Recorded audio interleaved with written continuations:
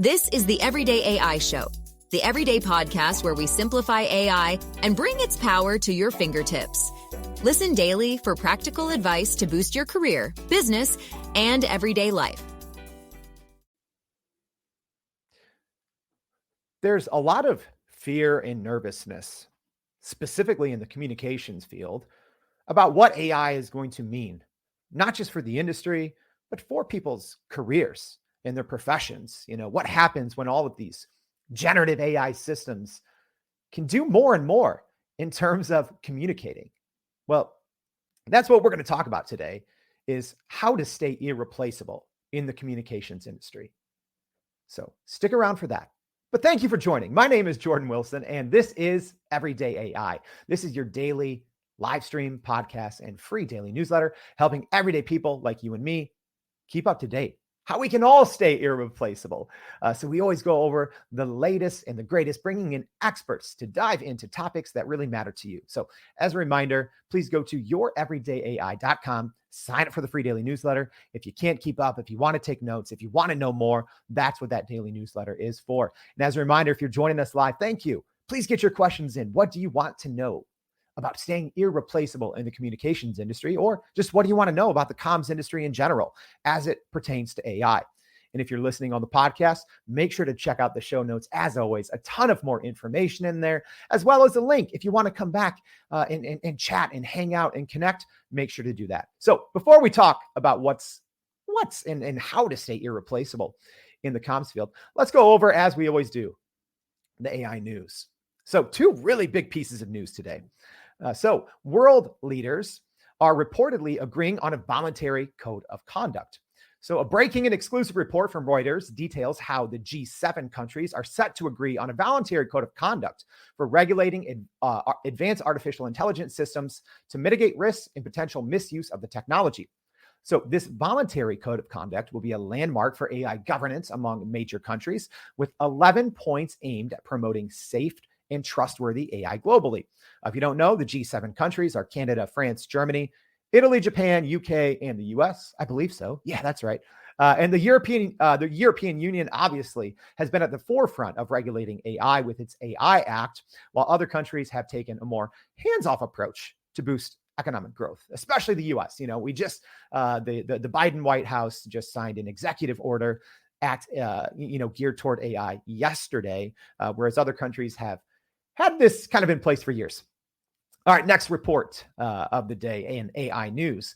A new report from Bloomberg shows that Goldman Sachs is very bullish on AI and its impact on the economy. So Goldman Sachs predicts that generative artificial intelligence will contribute a significant boost, not only in productivity in the US and other major economies over the next day, but specifically leading to an increase in GDP growth rates. So measuring the impact on the economy. So the report from this Goldman Sachs study shows that they are viewing this boost in productivity to project to result in a 2% expansion rate by 2027 and a 2.3 rate in 2034 for the US economy. So if you don't study economic reports, a 2% expansion rate from one sector is actually enormous. So looking at major growth in that report. So just two big stories for today. There's always more. So make sure you go to youreverydayai.com. Check out the rest of the AI news, as well as other trends and everything that's happening. But you didn't come to listen to the AI news. Maybe you did. But you probably came to listen to our guest speak today and to talk about AI in the communications industry and how we can all stay replaceable. So please help me welcome to the show Megan Thomas, the owner and director of Buzz Communications Australia. Megan, thank you for joining us. Hey, John, thanks so much for having me. Yeah, absolutely. And I think I have to give you a special shout out because this is a live show and you are in Australia. So it's a party there. It's almost midnight. So thank you for joining the show. I really appreciate it. I know. And it's Halloween too. Oh, that's right. That's right. Spooky stuff probably going on outside. Well, let's, all right. Well, we'll do this then. No tricks, just the facts. What is kind of the overall kind of heartbeat of communications professionals, even let's talk in Australia. Are people nervous about what Gen AI means to the industry and to their careers? Yeah, definitely.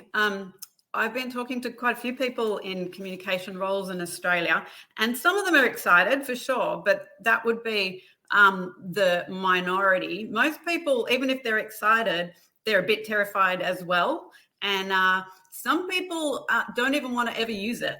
So I think that they are nervous. They're hearing a lot about ChatGPT being a good writer, and also the sort of graphic design AI applications as well, and making people nervous. And there was a little, there's a job impact survey there's an AI for that, saying that AI could take 98% of a communicator's role. There's already AI for 98% of the role. And then you hear stuff in the news, like from BuzzFeed, saying they've laid off people. And, I don't think that was necessarily AI related, but it all adds to that fear. Sure. And, I think it's interesting too, because the Everyday AI show, I'd say the majority of our audience is in the US, but we do have people listening from all over the world. And I think there's different attitudes towards AI. But also what's I think interesting, Megan, is Australia has been kind of preparing for this for a while, right? Didn't you guys have some basic laws in place around AI for years now? Yeah, you've done your research well, John. Yeah.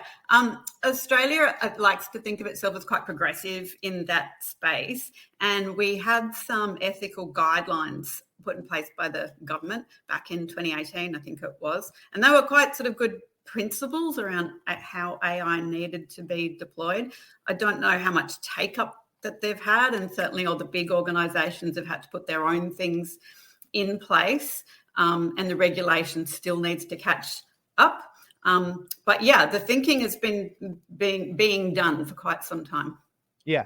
And, I think we're kind of in the same boat here. So, we both have, even my background, I was a journalist, and then I was kind of working in a media role or, marketing role for a decade after that.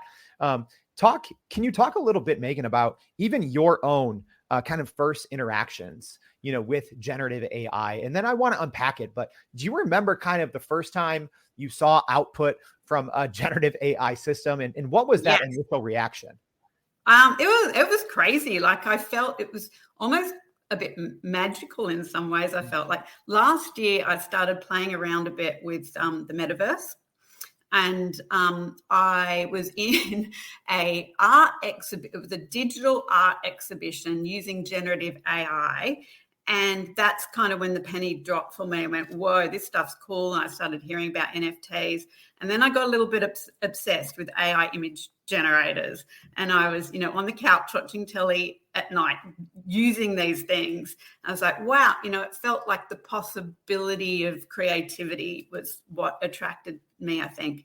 And then when ChatGPT dropped in November, was it November? Yeah, that's when the sort of text version of it took off, and I've been experimenting. And I don't purport to be any kind of expert at all, and I'm not a technical person, but I just have been playing with lots of different AI applications. And I didn't answer your other question, like, so what do I do? And my background was as a corporate communicator. Started in advertising, copywriting, that kind of stuff, and have been working in corporate comms roles for the last sort of 20 years or so. And then recently taken my side hustle out onto main stage as a communicator. So yeah, I guess I've been one of those people who's also a bit nervous, but also very curious and excited by the opportunity of it. I think maybe without even intentionally doing so, Megan, you just gave people out there listening some of the best advice, because you said, I'm not an expert. You started playing. You are both nervous and curious. So with that in mind, how would you speak to others in the communications field that maybe weren't as early as you, right? So it sounds like you were a little earlier to the game in your exploration, but for maybe those in the comms industry that are a little bit newer to Gen AI, what advice can you give them to kind of take that similar route as you? Yeah, might have been a bit of luck on my place, and I am sort of quite naturally curious. I think For me, the first thing I did was trying to understand, what is it that a communicator does? Because you can't sort of talk about whether we're going to be replaced if you don't actually understand what that role entails. And a lot of people think it's just writing or just content creation, and that's part of it. But there's much more than that. You can't do that in a vacuum, and it's more strategic. So I started by sort of breaking down. I created a little model of what the role of a communicator does. So there's obviously the strategic elements of it. There's understanding your audience. There's the analysis. You need to understand, what environment your message is actually landing in, because you might have a perfectly well crafted message, but if you don't understand the environment you're dropping it in, it can go really badly. So looked at the whole process, and then where AI might be able to help. And it can do, AI also is not just about content creation, which exploded my mind when I started exploring that world. And so where the human can supplement what the AI does, and then together how it makes it even more powerful. So it was pretty much playing. I think you need to move it from concept and talking about it to actually getting in there and experimenting and just working out how it does work for yourself. And hey, as a reminder, everyone, if you're joining us live, we have Megan Thomas here, the owner and director of Buzz Communications Australia. We're talking about how to stay irreplaceable in communications roles. So make sure to get your questions in. Like Jackie said, Jackie, thank you for joining us. She said, happy Halloween, but also AI is not scary, thanks to Jordan. So I'm actually with that as a transition, Megan. I know that even personally here in the US, and I'm sure a lot of your colleagues as well, as generative AI's kind of skill sets changed, right? You just said it's powerful, but even early on, the AI image generators weren't that great. Now they're very good. Now there's generative AI systems that do a great job at graphic design and creating pitch decks and press releases. So as kind of the Gen AI skill set changes into more traditional roles that that someone in comms would be working in, how can people not be scared, and how can they kind of get ahead? Yeah, well, I think you're right. I wrote an article earlier in the year saying that AI we don't need to be scared because it can't understand context. It can't be creative. It can't understand emotion in the way that humans do. Guess what? That's all changing. And now, AI can do some of those things. We're now seeing with some of the new things coming out, which is a little bit scary. But I think there are areas. So if we look at the area of being strategic, right? One of the things that communicators find it difficult to do is we're all time poor, right? And you don't always have access to the data and the insights that you need in order to make sure that you're crafting a message that's going to work. So with AI, you can do that analysis up front. You can do amazing things with competitor analysis, with stakeholder analysis, with research on different environments, which then means that whatever message that you're coming up with is even better. But you can't do it without a human involved because, for example, there's a communicator I really respect, and we had a referendum in Australia recently, and everybody had to vote either yes or no. And there was a lot of conversation about, and it was, quite heated, some of it. Are you a yes voter? Are you a no voter? Blah, blah, blah, blah, blah. And somebody completely on a different topic had headlined their communication campaign, a guilt-free way to say no. Now, it was nothing to do with the referendum, right? But the outcry that came out with that meant that she had to come out with an apology and say, hey, I'm sorry, it was nothing about the referendum, it was about this. So you need to understand that environment, and AI can't do that for you. You have to have somebody thinking outside of the data, the silo, the system that you're thinking in, to combine that awareness of the culture, the politics, the people, the behavior, and how they're going to respond to what you're doing. So you supercharge what you're doing with the combination of AI with that human experience and intuition. I love that because Megan, like what you talked about with the Gen AI skill set always expanding. I think we just have to, as humans, upskilling and staying ahead of the curve. We also have to kind of shift and change our role as well. So I love that point. Great question here from Ben. So Ben, thanks for joining and asking, how can AI help us better understand the people we're communicating with, and how might they best receive a given message? Great question. So, Megan, what are your thoughts on that? How can AI better help us understand the people we're communicating with? Oh, yeah, that's a great question, because you have to understand the people that you're communicating with in order to have a message that works for them.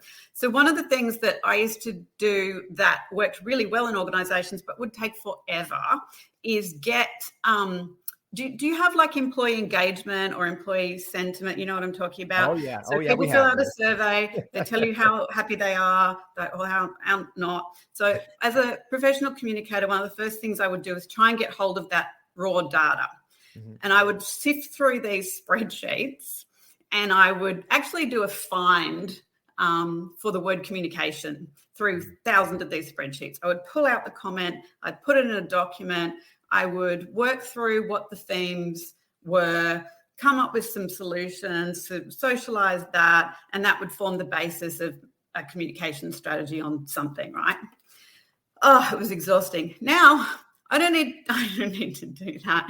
I can put the spreadsheet in, it will find the themes, and it will do it in 2 seconds. And it would probably have taken me 2 weeks to do that. And I don't know how accurate it was. It was just based on me pulling out bits. I might do a word cloud, if I had access to that. So that would be one way. That would be wow. I mean, you can tell Megan's a communications pro, because she had a perfect answer ready with it, like a superb use case. So like even what Megan just said right there, if you're looking for a way to better resonate with your audience, that's such a good example. Hey, since you knocked that one out of the park, let's take another question here, Megan. So Maybrit asking, and Maybrit, thank you for joining the show as always. What is your favorite use case in using AI for communications? Favorite use case? I've been doing lots of different things, but one of the things I did recently was, because I want to help communicators understand AI and how they can use it. So it's a bit of an education piece I'm trying to do. And you hear all these acronyms. There are so many acronyms with AIs, and they're like ChatGPT, blah, blah, blah. You hear Gen AI, AGI, LM, la, la, la, la, la, all of that. So I first thought, well, I'll ask ChatGPT to come up with a visual analogy that helps me explain those different acronyms. And I asked it for about 10 or 20 or something. It spat a bunch out, and I liked a couple. I liked ocean, and I liked a music band. So then I put that into, I think Bing. And I created an ocean. I said, for the ocean, I wanted a fish and a dolphin and an octopus and some coral, and did the similar with the band. And then after I got the image that I wanted that explained each of them, I could animate bits of it using a different AI, which is called, I think Genmo. It was the one that I used. So as I was talking through each bit when I was showing it in a session, the little octopus was my AGI, because it's super smart, was doing its thing, and the little dolphin was going around for another thing. So that education and marketing, I've been using it more recently in too. There's so many cool things that you can do now with ChatGPT and the new version of the DALL-E bit and the plugins, some of which I've learnt about from you, Jordan. Those plugins changed my life. My goodness. Did a little marketing campaign. I created some taglines in ChatGPT. I then created some images in DALL-E. I put them into Canva. And then you can even, with Microsoft, I can't remember the name of it now, starts with D, post it straight to your socials. Yeah. Thank you for mentioning plugins, because as anyone in marketing, technology, communications, it's so important. You have to use the plugins. My gosh. All right. So we're going to wrap this one, because Megan, it's late where you are, but I want to end with one very direct question, because we've covered a lot. You've given such great advice, handled some questions, but what is, and maybe just how, let's just answer it how one more time. How can people in communications stay irreplaceable? Well, I think they can experiment as much as they can, but, trust that the foundations of communication, they don't change. Continue being strategic, continue understanding your audience, continue trying to be a great storyteller, and then as much as you can, just experiment and play. And that's the only way you learn, really. So understand what it can do for you, and I think it can make us even better communicators. I mean, y'all, Megan just laid out the groundwork. So if you're in the communications industry, if you're worried about all of these new features and powers, so to speak, of generative AI, she just laid out the roadmap for you. Megan, thank you so much for coming on the Everyday AI Show late your time and dishing out such great tactical advice for everyone, not just in the communications industry, but everyone. We very much appreciate you coming on the show. Oh, thanks so much, Jordan. Had fun. All right. And hey, as a reminder, there's always going to be more. Make sure to go to youreverydayai.com. Sign up for the free daily newsletter. A lot more about what Megan is doing and some more insights into our conversation today as well. So we hope to see you back for another day of Everyday AI. Thanks, y'all. Bye. And that's a wrap for today's edition of Everyday AI. Thanks for joining us. If you enjoyed this episode, please subscribe and leave us a rating. It helps keep us going. For a little more AI magic, visit youreverydayai.com and sign up to our daily newsletter so you don't get left behind. Go break some barriers, and we'll see you next time.